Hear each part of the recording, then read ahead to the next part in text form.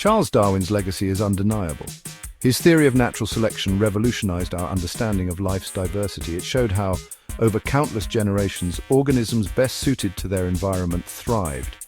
Those less suited, sadly, faded away. This relentless sifting, driven by survival and reproduction, became the primary explanation for the exquisite fit we see between creatures and their world. Yet, even Darwin knew his theory was incomplete. Like a master sculptor working with stone, natural selection could only chip away at existing variation. It could not create new forms from nothing. In the century and a half since Darwin, biologists have discovered a wealth of processes that work alongside and sometimes even challenge the supremacy of natural selection. This is not to say Darwin was wrong. Rather, his grand idea, like all great scientific theories, has served as a springboard for further discovery. We now recognize that evolution is a symphony, not a solo performance. To understand adaptation, we must look beyond natural selection alone. We must explore the interplay of forces that shape life's incredible ability to change. One such force is development, the intricate process by which a single fertilized egg transforms into a complex organism. Long seen as merely carrying out the instructions of genes, development is now recognized as a source of evolutionary novelty in its own right. Small changes in developmental timing, for example, can lead to dramatic differences in adult form. Consider the Galapagos finches, Darwin's iconic example of natural selection. Their beak shapes, so well suited to their diverse diets, arise not just from genetic variation but also from differences in how their beaks develop in the egg. This interplay of genes and development, of nature and nurture at the most fundamental level, expands our understanding of how adaptation takes shape. Furthermore, organisms are not simply passive recipients of their environment, they actively shape it through a process known as niche construction. Earthworms, for instance, modify soil composition, creating conditions that favor their own survival and reproduction. This interplay between organism and environment, this dance of adaptation and modification, adds another layer of complexity to our evolutionary understanding. Perhaps the most striking example of adaptation beyond natural selection is learning. While natural selection operates across generations, learning allows individuals to adjust to their environment within their own lifetime. A bird learns to avoid poisonous insects, a primate learns to use tools, a child learns a new language.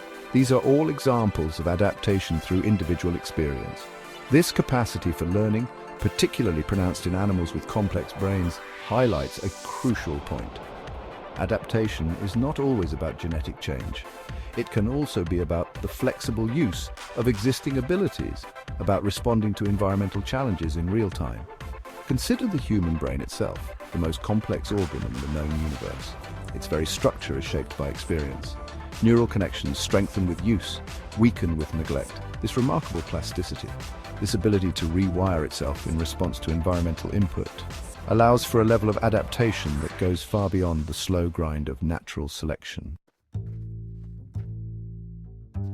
Section 4, the echo of selection. Did Darwin shape even what goes beyond? But a question arises, are these alternative mechanisms of adaptation truly independent of natural selection? Or are they themselves products of evolution honed by natural selection over eons?